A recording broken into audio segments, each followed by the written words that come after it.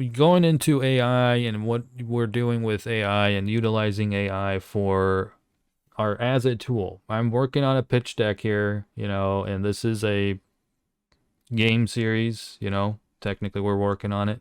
So this is a great communication tool with your artists to not ever replace them, but to only communicate with them. Period. Nobody needs to be replaced. This is a tool.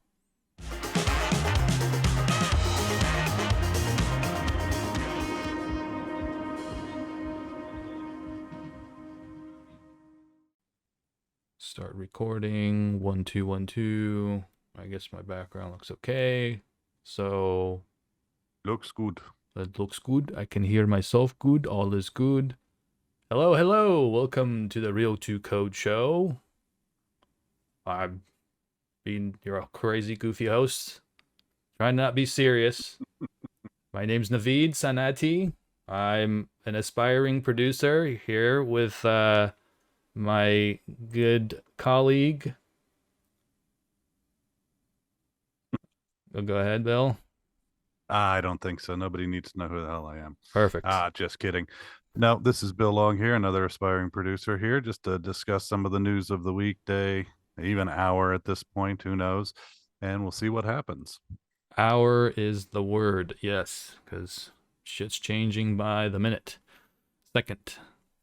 It's like yesterday, I go and try to do some stuff on ChatGPT, and then I come back, and it has all these additional options on there. If you haven't checked it out, check it out. I'm going to put up a little sample of it here soon.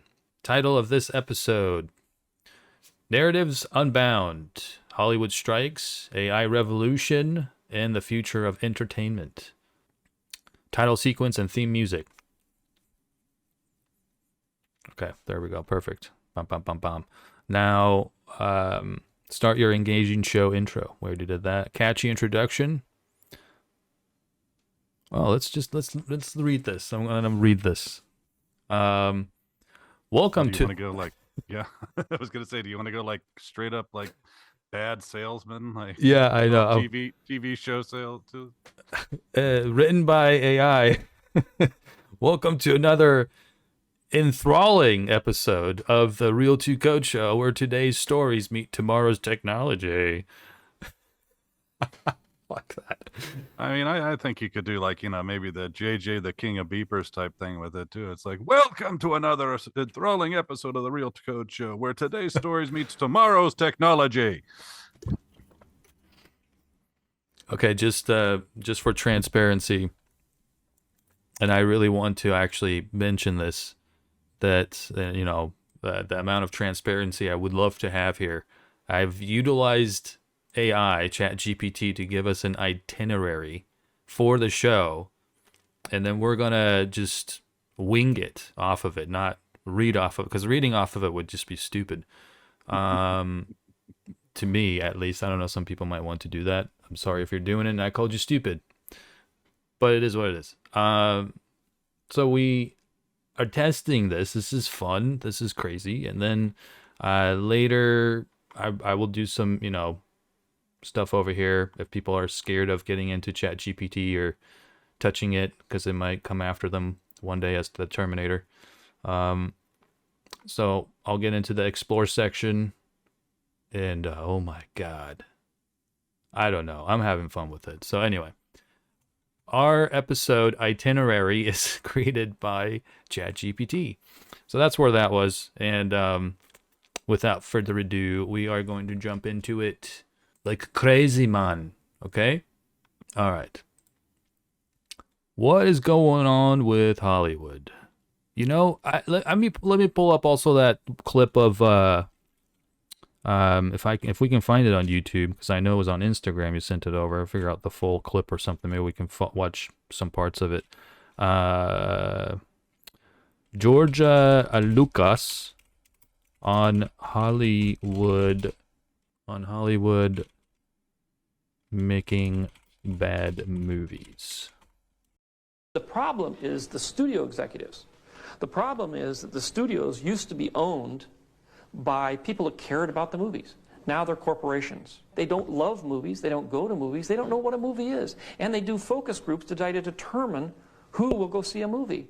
And Hollywood does that. And Hollywood does that. And they try to change the story to fit what they think what the polling results are. And you can't do that. That's not the way you make movies. Because it is not a business. You know, it's an art form. See, I was trying not to interrupt him. Because at one point during the one, I actually chuckled when he said all my movies came in on budget. They made a come in on budget, but there were a time there you were stressing about it, as I heard stories. But yeah, he said basically the same thing, and looks like both interviews. So that basically corporations took over, and then it's like, oh yeah, we would there aren't artists running them anymore. That really, I mean, this is just kind of one of those things where, going back to the history of Hollywood and where Hollywood started, it was, a bunch of artists that didn't want to deal with bullshit corporate, crap, and having their IPs taken and, just dealing with similar situation. I mean, that's how Hollywood started, is because they didn't want to deal with, the East Coast where, what's his name? Thomas Edison was trying to take control over all entertainment.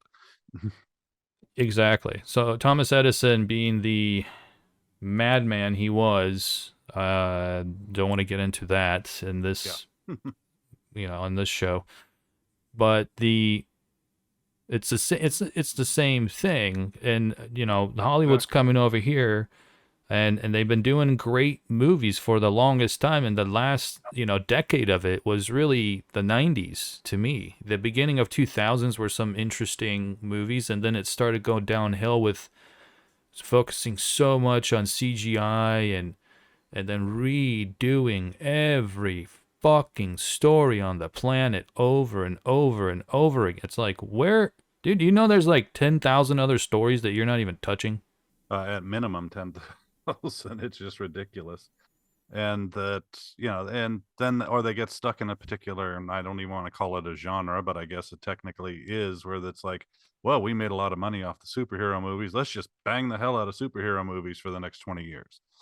The Hollywood writers triumph and actors triumph-ish over the strike. And is what I was trying to get to, between what was going on before with Hollywood and then what George Lucas was saying, and tying that all together here, dealing with a corporate bullshit that has nothing to do with art, that's a art-driven business.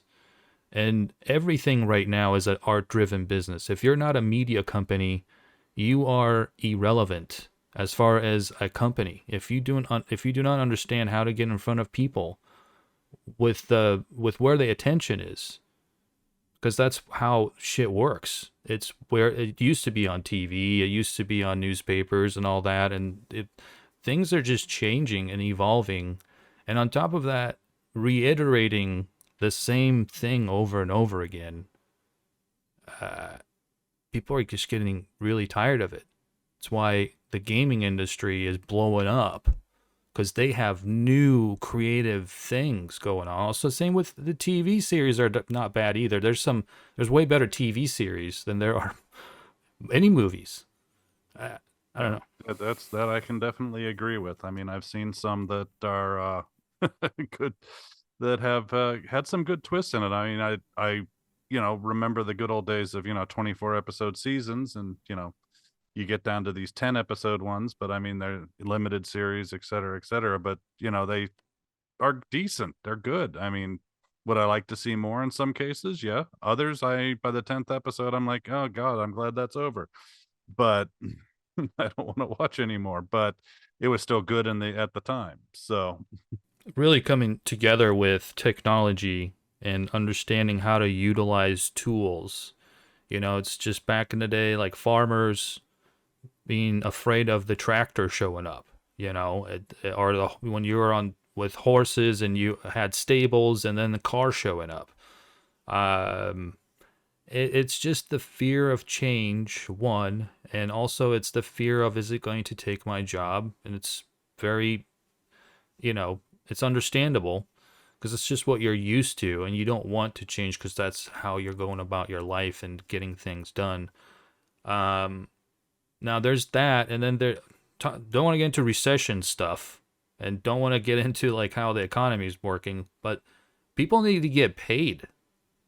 On top of not understanding how tech is working, you're taking advantage of people for their creativity and for what they, for their talent, and just sucking them fucking dry. And then now there's one of the, is this the longest strike for actors?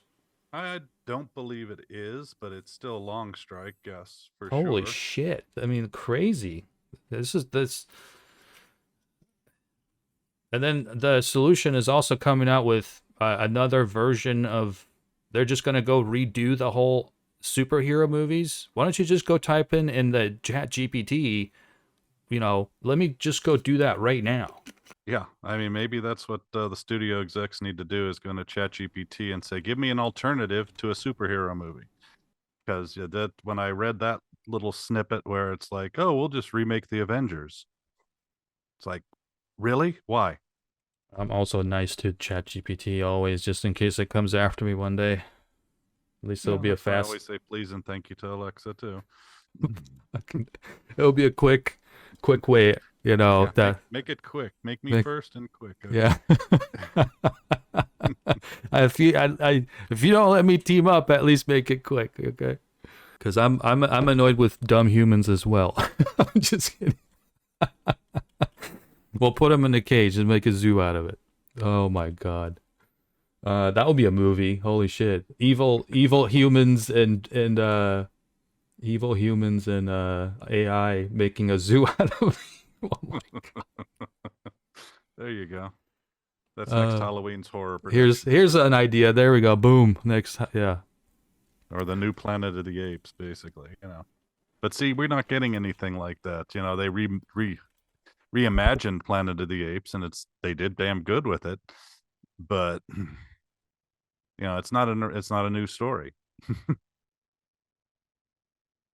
That's what we're missing. We're missing the new stories. We're just rehashing so much. And I understand that there's pretty much anybody thinks of the same idea. They can think of the same idea. So it may already be out there, but there's still going to be a different take on it if you think you created it yourself, even though it might be similar to, anything that's already out there. Most of the time people just blatantly rip off whatever. It's like, and it's like, we got Jurassic Park, now we got Mesozoic Park. This is a tool, It's not like, this is going to shit out, a bunch of ideas and then you're going to go take it verbatim and go do it. I mean, you can, but that's like taking a script verbatim and going and doing it. That's crazy. Yeah. But sometimes you got to let the actors make it their own. Come on. Yeah, I mean, I know it works for some directors, and to me, like, I can still tell that they're going off of a script, like Tarantino movies. They're fun, but it's so scripted. It's not a real moment. It's a fun moment. It's an entertaining moment, but it's not a real fucking moment. For me, it's different. So, yeah, and you can definitely tell because it does lead to more of a wooden performance style. In some cases, not with all actors. Some guys eat that stuff up and they're like, I'm just going to stick right to it. Boom, boom, boom. I showed up knowing my lines. I know my lines. I don't have to make it up. I'm not working opposite Jim Carrey, so I know what's going to happen in the next scene. The Eclipsed Kingdoms. The Eclipsed Kingdoms. Okay, I like it. Genre fantasy synopsis. In a world where kingdoms are governed by the celestial movements, to royal siblings, one humble and kind, the other power hungry and cruel, vie for control. Right? Is that how you say it? Vi, yeah. the humble sibling must navigate political intrigue and ancient magic to prevent their brother from unleashing an eternal eclipse that grants him unspeakable power. Whoa, dude, that sounds fun. I think you got a good mix of sci-fi and fantasy there, and we could just play with that for ages. let's just get real here. I know that we're not supposed. There's a difference between what humans are doing, how we understand that it's coming from directly from a creative artist, and we can appreciate that. And then if we use the tool like ChatGPT, Dolly, other things, including this one over here, where I'm just gonna play this clip real quick as a sample. It's only 3 minutes long, and then we will react to it. This is the NBC one. If you want to watch that. Yep, I got it ready. Production is being transformed by artificial intelligence. Deep Voodoo is a visual effects company that specializes in what they call facial replacement AI. What's a funny face I should make? Like In about 30 minutes, they scanned my every expression to learn my facial movements. And 2 weeks later, we put the algorithm to the test with a body double and a live camera. Okay, here we go. But it reasonably looks like it's not like it's like a guy in the chair. so weird. Not my hair, but it's totally my They face. have to get it While as visual close as effects they have can, a I long think. history in Hollywood, Deep Voodoo's like precision stand-ins and live render ish. features Yeah. have won over and stand-ins celebrities have to like be Kendrick reasonably, Lamar, the who same use size their and technology everything, to wear the faces of other celebrities. In a traditional VFX scenario, it would be stuck in post, and they wouldn't be able to see it until it was a finished shot. So you can have actors wear the mask of another actor's face while they're shooting the movie, rather than having to wait until it's all done to do the face swap. Absolutely, yeah. Julie, you don't have to show up for work anymore. Deep Voodoo says it's working with Let's repeat what we just said, because I know that our audio was shit during that time because the video was playing. So it is kind of like you have to bring in somebody as close as you can to the person, like a stand-in kind of thing, just to make it as for now it Close as seems like. possible. Yeah, I mean they've got to be same height, roughly same weight, so it matches. Yeah, and that's what's being used. So technically speaking, somebody, and he's saying over here, let me play this for a second at the end. It's only a minute. So the last minute, we'll watch that and then we can talk.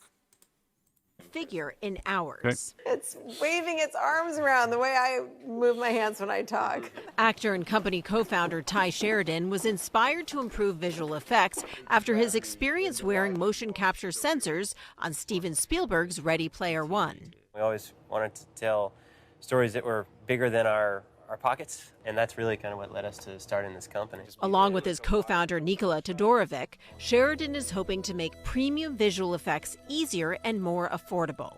A 1-minute scene like this would normally take weeks to render. With our technology, we're really hoping to bring it to a day or a couple of hours, depending on what shot is. So it becomes much faster, but also more cost efficient. Exactly, and more accessible, because all you need is a browser, web browser, and a camera. Wonder Dynamics says hundreds of thousands of users have signed up to try its platform, and productions in the works for Netflix are already using it. So is it going to eliminate the need for actors? Absolutely not. I've never put myself out of work. No, I think it's going to, if anything, I think it'll create more opportunities for actors to be in these type of films. And if it works, what used to be science fiction can become an AI reality. Julia Borston, NBC News, Los Angeles. So It basically, the way they're selling it is that's taking the mocap suit off. yeah, pretty much. And that's what's going to be, I mean, if it's really, really, really accurate as good as possible, but the mocap suits and some of those things, It's just depending on what you're trying to build, like he said. So it could, if it's just something basic, it could be done a couple of hours. Especially for like background characters or something like that. And this is for, it's for a movie insert. It's not like I'll have control of it like in a game and it has to keep rendering. It's just quick insert of something that already has design and graphic assets and all that. You send that over, bada bing bada boom. You have a drone. Yeah, and it sounds like they're opening it up to, everybody to be able to use. So it'll be interesting to see how that plays out against, the indie people against the studios. Well, let's go over this, I guess, if you want to also mention your thoughts about the writing. Oh, my complaint of the one phrase. Yeah. Well, where is it here? Let me pull it up. It says the one phrase that really turned me off about this particular article is that right in here it says actors fear they may be replaced by digital performance or their likenesses may be used without their permission. It's not that they fear it. It's a fact that that's what they want to do, is be able to use the actor's likeness with impunity, however they want, whenever they want. They already said that on more than one occasion. I've even seen documents being sent out to background actors that say, you're going to sign this and you're going to sign away your ability to, your likeness after you're scanned. And this was pre-strike, and it was actually sort of mid-strike when I started seeing that come out, where they were trying to get people to sign away their likeness for background so they could just add them in wherever they wanted once they were scanned. So it's not that people fear it. It was a fact. Yeah, people are afraid of it for a reason. That they may be replaced. No, they will. And it is a big thing because they can do it, especially for background people, because there are people that only do background, only do extra work. And, you take that out of, that's the way they make maybe extra money. Some people make a career out of it. So it's like, you take that off the table, you basically kill a bunch of jobs. And again, like Justine Bateman said in one of her Instagram posts, it's like, come on, guys, just work out paying the damn background actors, something, or getting the background actors there somehow, but not using these tools to put people in the background, possibly without their permission. The indie films have been doing it for years, getting background in somehow, figuring out how to reshoot it. I mean, we've been through that more than once. We're supposed to have 20 background actors, we get none, or we get 5. So how do we make that shot work where we're supposed to have people in the background? So you work it out. Yeah, as far as the AI goes, and the likeliness, whatever that was, the thing that needs to happen, because this is at its infantile stages.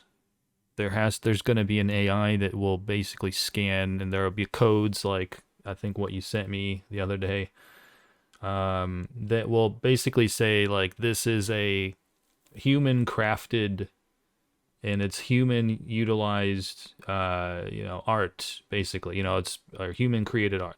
It's not an AI thing. It's not fake, and it's fake or real. There technically has to be, and it's going to get improved quite a bit for everything, really. There will be an AI security kind of scanner, whatever, that would make sure for QC purposes. So it'll be a part of the QC for deliverables when you're delivering the movie, that it has to pass that QC. And once it does, then you basically are approved to. And if you did use AI and it scans it and all that, then you have to have the right agreements and everything for it. Because if the actor comes in and is like, you know what, just scan my face and put it on all these things forever and just keep paying me, then that's the agreement. Whatever.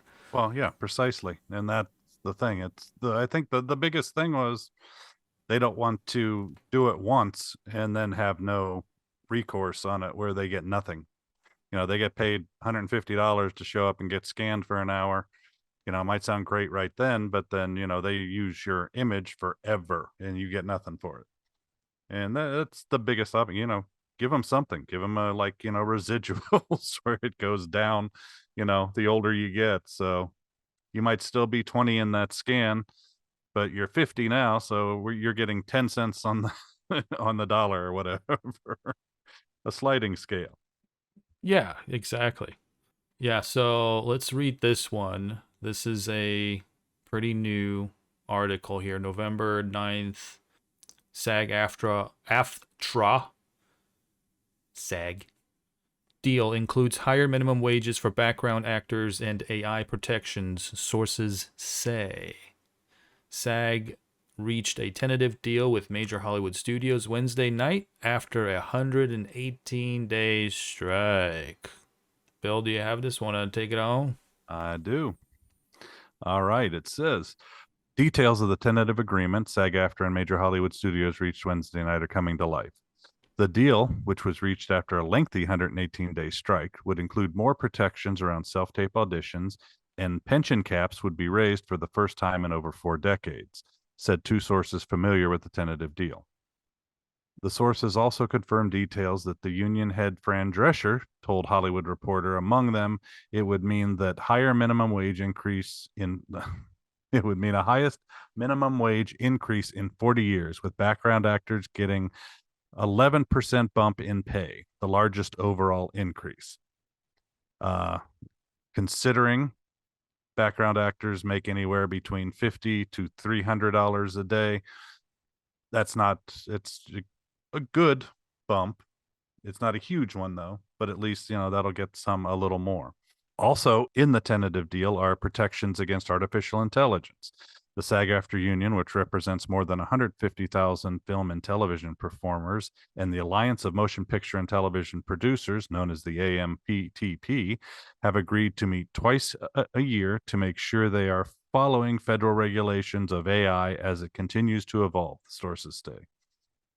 Details of how streaming residuals would be paid out are also baked into the tentative agreement, which introduces a new model in which the top 20% of streaming shows would get a 75% increase in their residuals, with the other 25% going to fund managed by both groups, the source says.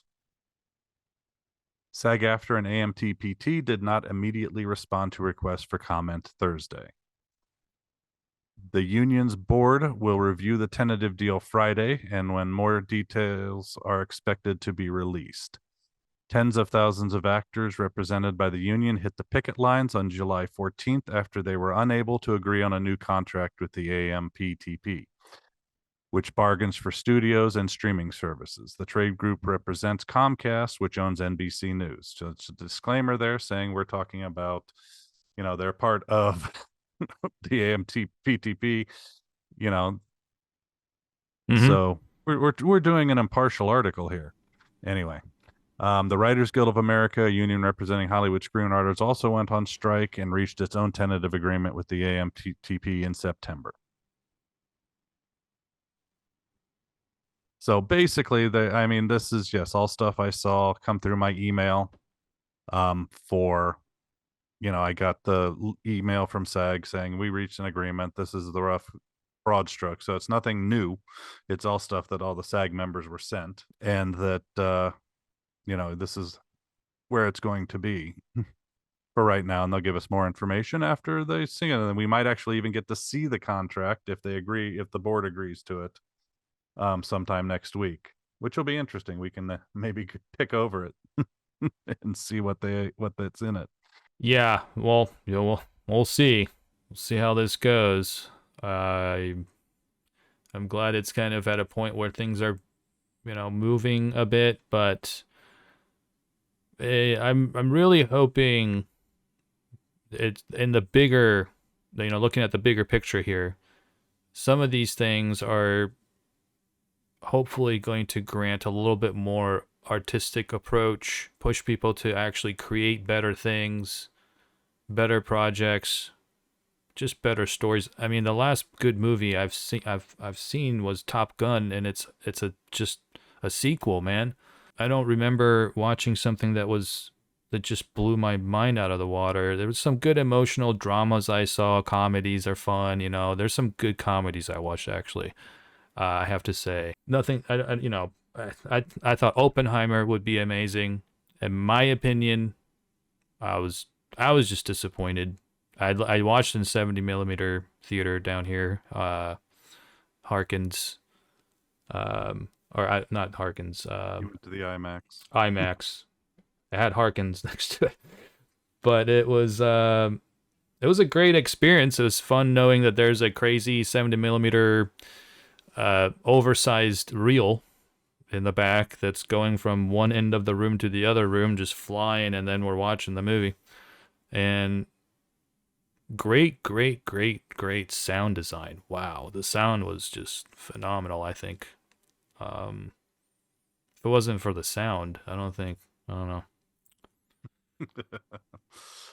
Yeah, yeah. And other people had different reactions to it. I mean, again, Of course. maybe you should have gone and seen Barbie the same day and seen I compare really and should contrast have. the two. I really should have. I wish it was a Barbie in 70 millimeter, but it's, whatever. In IMAX, that would have been good. I'm not It probably would have sold tickets.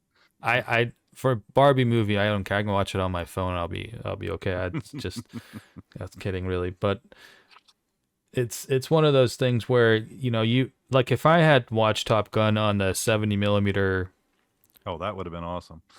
I think I would have cried and stayed, and I was just like, can I watch this again? Like, let me just watch this. This is a great fucking movie. Yeah.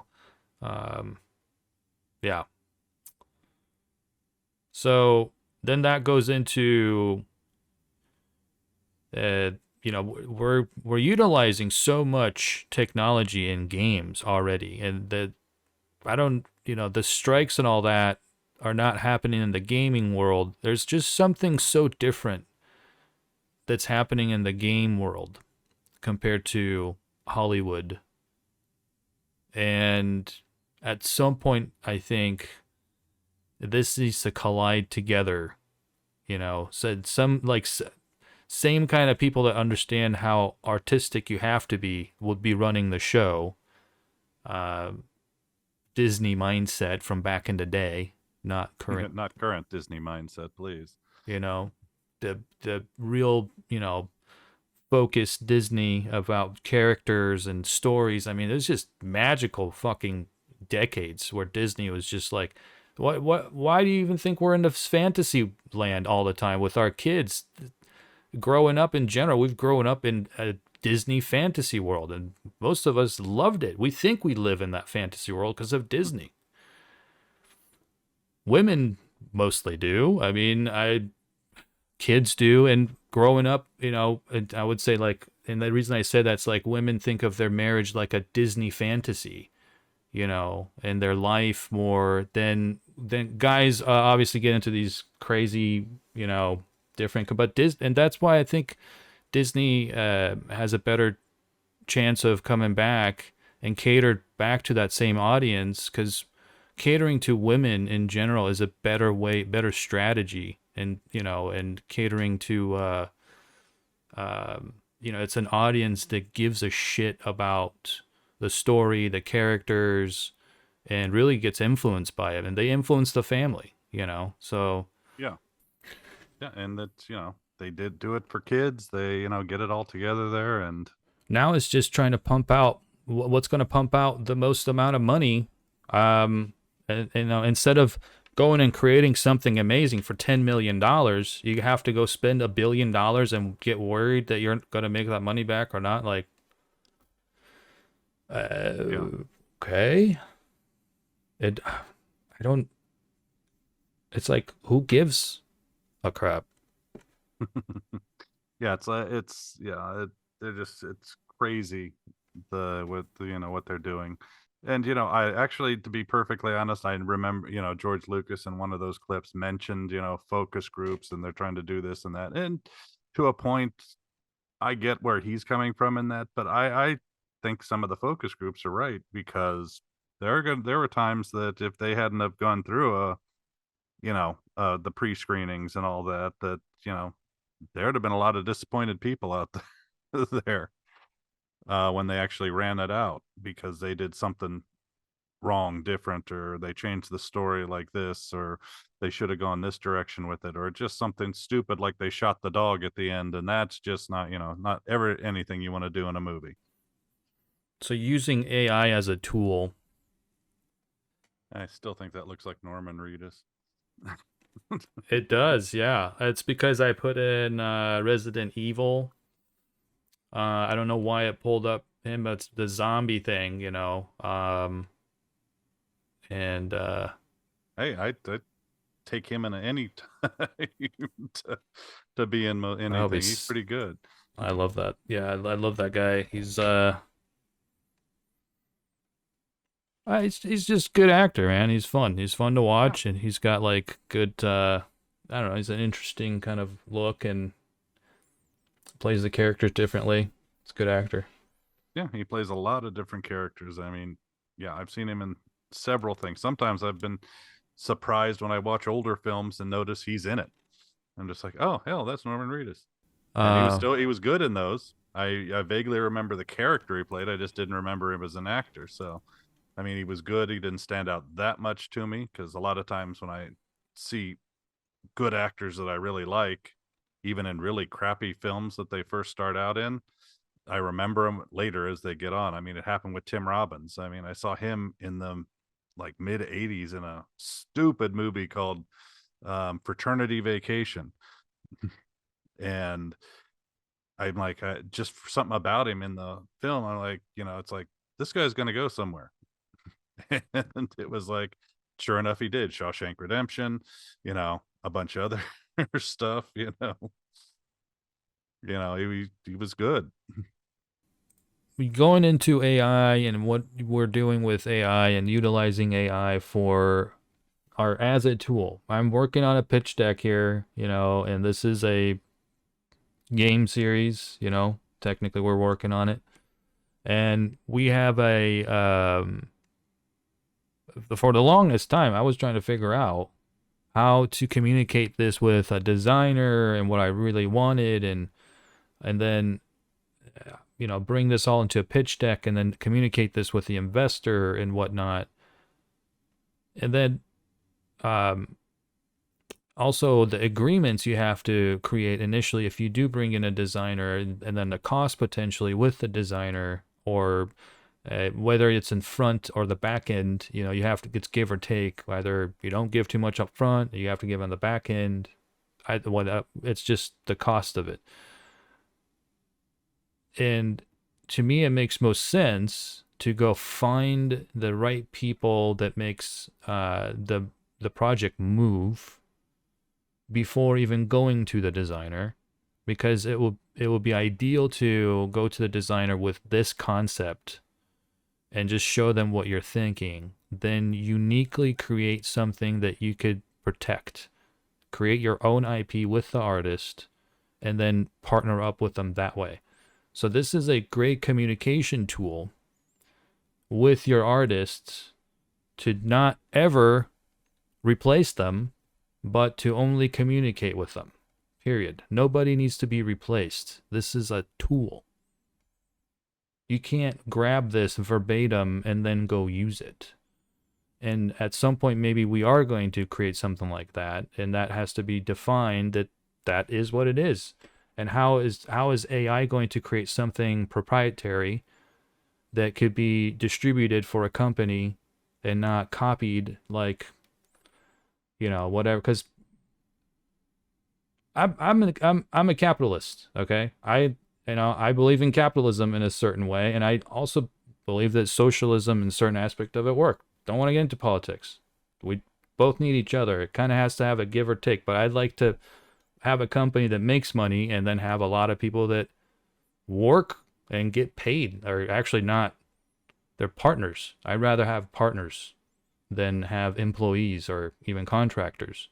So you partner per project with everybody that is a part of the art, and then you go from there. That I don't need to replace anyone. I just need to communicate better, and this gives me the ability to communicate as well as I can, because I can go and grab, like, I want to create NFTs for the game, and I want to come out and say, this is what I want to have in my game, right? This is what it should look like. But each one of these characters are uniquely designed. There's a story behind it. There's an IP behind it. It's a part of our company. It's a part of the team and the project. So nobody can go replicate, and it has a copyright, so. Precisely. And again, it gives the idea. Now, once the final product is generated, it'll be with an artist. It'll be, or artistes, depending on, how many we need to consult on it. But this is a good jumping off point. It looks great. And it's like, where can we take it from here? And having those other opinions also is great as well. I mean, you end up getting better stuff. And I think that's what we're going to end up getting there, is once the artists, the designers and everything see this, they're going to be like, oh, this gives me some ideas like this and like this and like this. It's going to be a great jumping off point. Exactly. It's just to get you going. It's get it started. And even if in a professional environment when you're working with, it's a AAA game that's being designed, like right now with Grand Theft Auto or Red Dead Redemption, potentially 3, however, if that's even coming out. Any other game. If we can find the right type of AI that will generate the background, that will generate the moments and the characters' clothing and all that kind of stuff, so that we don't have to utilize the artist's time to do that. We're saving time, but the artist is there to help with getting things aligned and making sure it's going to work properly. And then once it's supposed to get rendered and to the final product, everything will get defined through the artist.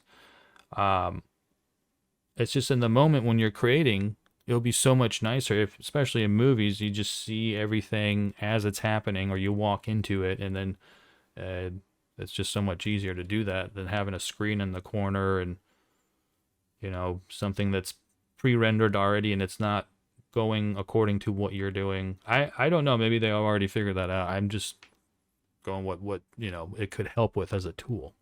I think that's exactly right. It is going to be a nice tool to have around, especially to get to that meeting of the minds with the designers, because they're on a different level sometimes when it comes to creating stuff, and it's like, this is what we're thinking, this is what's in our mind, this is the best we can render it.